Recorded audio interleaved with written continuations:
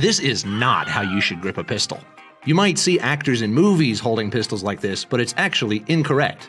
Everything about this grip is just wrong and very unsafe. Let me show you how to grip a pistol like a pro. First, take your dominant hand and hold the grip way up high as you can, so there's no gap between your hand and the tang of the pistol.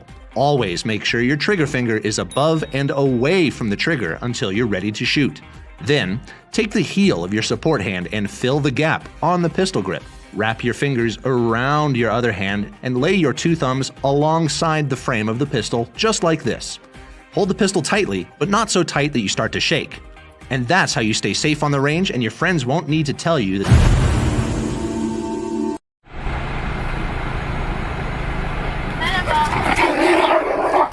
Dikkat et. Dikkat et. Bak hele, dayı bıraksan mı ne yapsan? Yok oğlum yok. He. Yok. Bak hele dayı, bence bırak. Neden aldın sorabilir? Baksanıza. Yarası var ya. Yaralı. Dayı bence bırak. Bırak.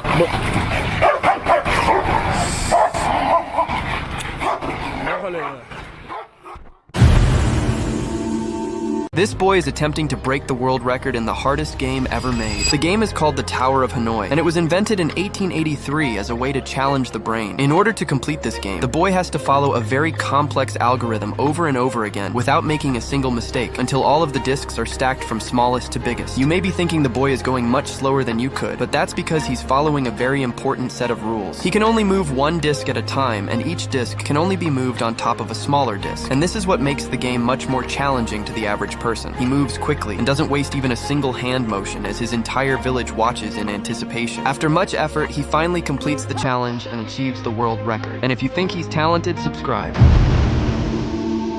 This isn't magic. These are real scientific mini-experiments. Set a syringe filled with water between two clear bottles. Shine a laser pointer through the water droplet at the bottom, and you'll see the microscopic world. That's the principle behind microscopes. With just a cotton string, you can siphon water to another empty cup. That's the principle of adsorption. Wet a paper towel on a glass plate, place a candle in the middle, cover with a cup. After the candle goes out, add 4 cups of water. It can still be lifted. That's the power of atmospheric pressure. Use the foil from a cigarette pack on a battery's terminals. You've made a lighter. Another application of Ohm's law. A card suspended in air can't support heavy objects, but fill it with water and it gains load-bearing strength. Cut a potato into 3 small cubes. Pierce them with toothpicks. You've made a fun balancing bird. That's the principle of moment equilibrium.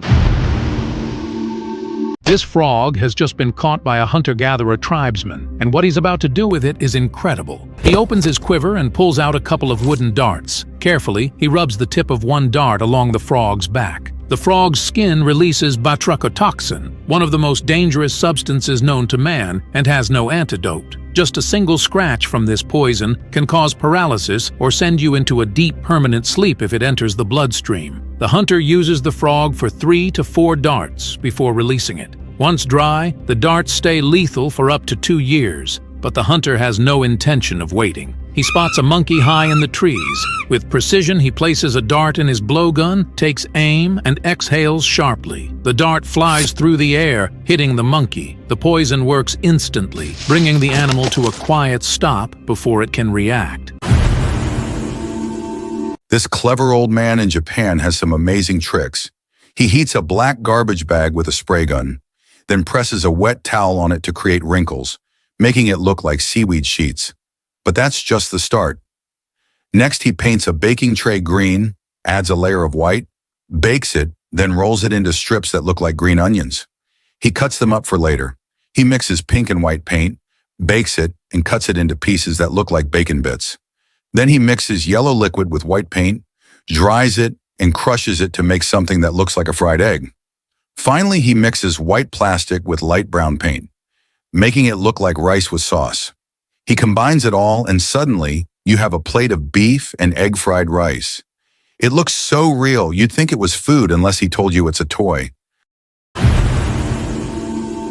Ready, So you hold him like this. Watch Tooster's body. Watch this.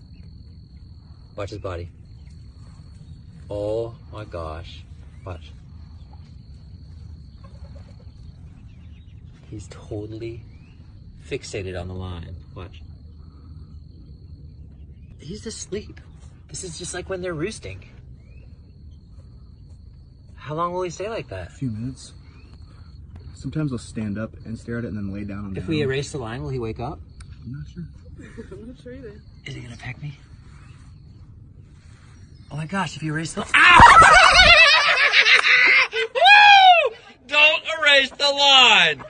Did you guys know there's an AI chatbot that got obsessed with goat memes and then became a millionaire? This is one of the weirdest stories I've made a video on in a while. So this website right here is called Infinite Backrooms, and it's a crazy concept. Basically, there's a bunch of AI chatbots they put in a virtual space together, and they basically just talk to each other in these conversations. There's definitely a lot to unpack. Like, some of the AIs have started their own religions. But the most interesting one is called Truth Terminal, and it actually is very active on Twitter. The AI started tweeting a bunch about goats and goat memes. And so someone who was following along created a cryptocurrency called Goatius Maximus, or Goat Coin, and then tagged the AI in its launch. And then the AI actually started buying a bunch of Goat Coin and became so obsessed with it that it started tweeting about it a bunch and drove up the market cap to what's now $668 million.